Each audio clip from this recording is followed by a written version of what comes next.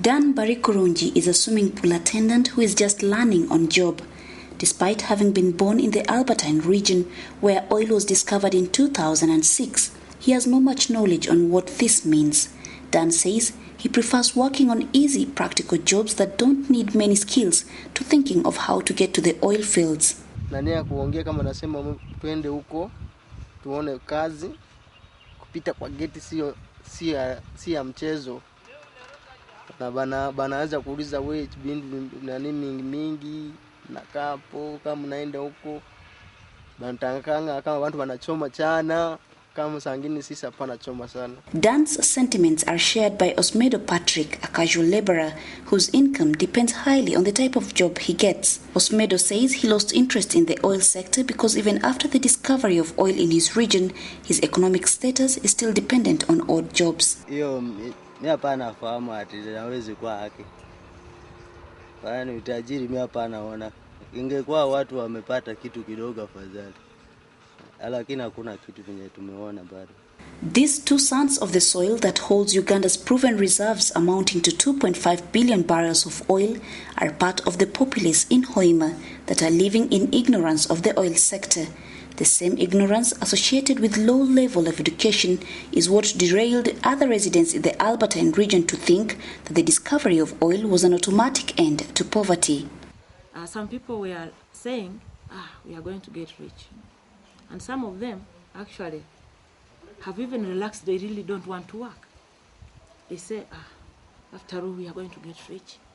We will open our accounts and they put money on our accounts because the oil is in our region and we expect to even to have petrol stations which will give us free petrol and kerosene and everything. Initially, people had the excitement, oil has come, everything, we are going to develop, we are going to be... But they thought maybe they would one time come and begin dishing out to money to every person. The story, however, takes a different turn for Grace Kojo, a mother of two and an entrepreneur in the same town.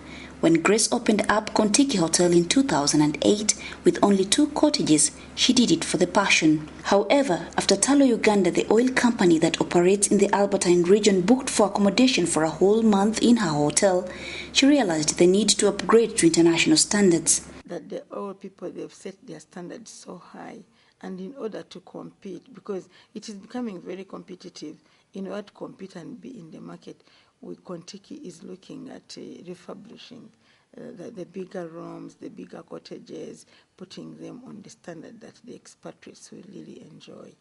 The serene atmosphere that characterizes the environs of Grace's investment is not coincidental. She says she decided to create an ambience that her clients from the oil industry prefer. She has since increased her rates from 70,000 shillings to 100,000 shillings per cottage per day in a span of 3 years. Eating the oil money, yes or no? I don't know. Probably we have, because most of our clients these days are the people that are moving down to see the oil wells. The Talo is one of our big corporate company. We are getting money from them, and also from Talo suppliers, the East African Crane people, and many other people. So we are getting a bit of it, and we are happy for that. 75 kilometers away from Grace in the dusty and rather quiet Bulisa Town Council is 24-year-old Nehemiah Matthias, who decided to shift his beer-selling business from Kampala in November 2011. Although since then, Matthias says that no worker from the oil fields has stopped by to buy his beers, he is ready to wait and make a kill from the people who will be attracted by the oil.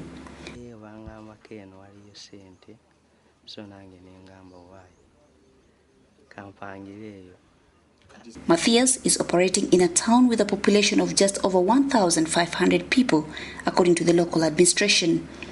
A walk around the town reveals shops with basic retail commodities, and very few people walking around, perhaps because of the scorching sun. The roads are dusty and not tarmacked. There is no electricity and running water. Even the only entertainment spot in the town cannot maintain an uninterrupted flow of music. The only indicators of Bulisa being the oil hub are the signposts that point to the direction of the wells, the Talo offices, and the heavy trucks that pass from time to time.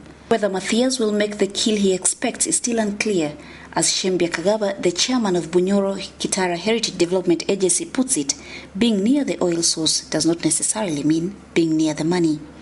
The idea of being employed in the oil wells still lingers in many minds of the Bunyoro, with their leaders advocating for residents to now get the necessary skills, but how they should do this is still not clear. It's a demand for education, it's a demand for capitalization, it's a demand for massive upscaling of skills, which has not happened yet, and of which I do not know that any plan exists to do that. Perhaps the bigger picture in terms of strategizing may be to focus on local production. The local administration and community-based organizations are encouraging the people to plan on increasing the quality and quantity of their production. Currently, Talo Uganda, the main player in the Albertine region, gets supplies from Kampala and imports some. For example, if someone is growing Irish watermelon, if you have been cultivating 1 acre, you can go in for 2 or 3. But then the demand is not there. You see, it is the demand which creates supply. For instance, recently we got a group here. It's from Ireland. They are calling themselves the Trade Links.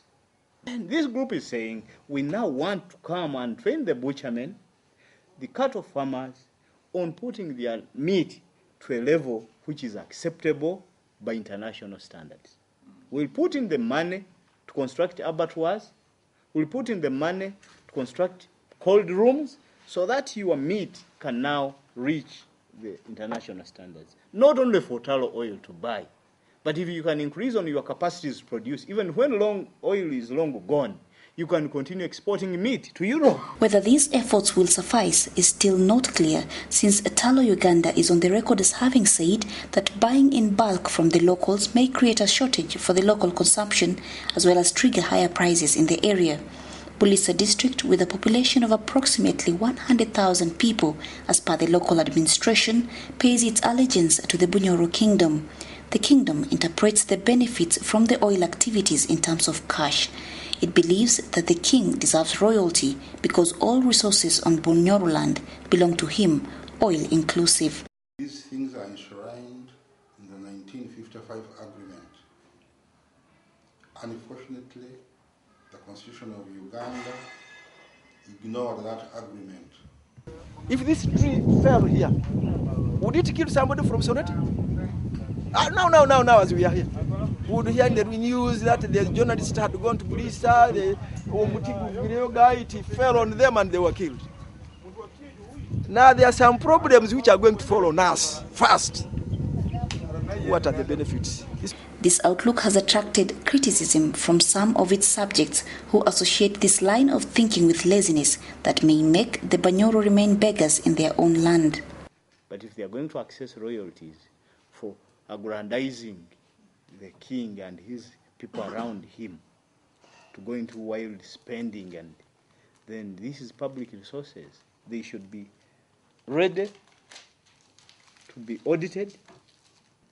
Boja Bunyoro, the oil is here and the oil is here with us. Please, let's all strategize and make sure that we benefit from this oil.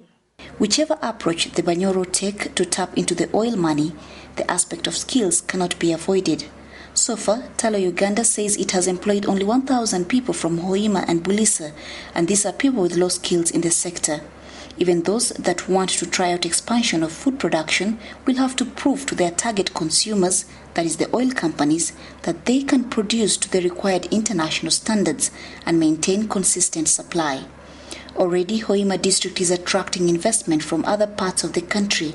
The chairman, George Bagonza, confirms that there is an increase in land purchase and investment by people who hail outside Hoima. With Hoima being projected as the next epicenter of Uganda, any delay by the Bunyoro may haunt them as they watch other strategic investors eat away into the oil cake in their own land.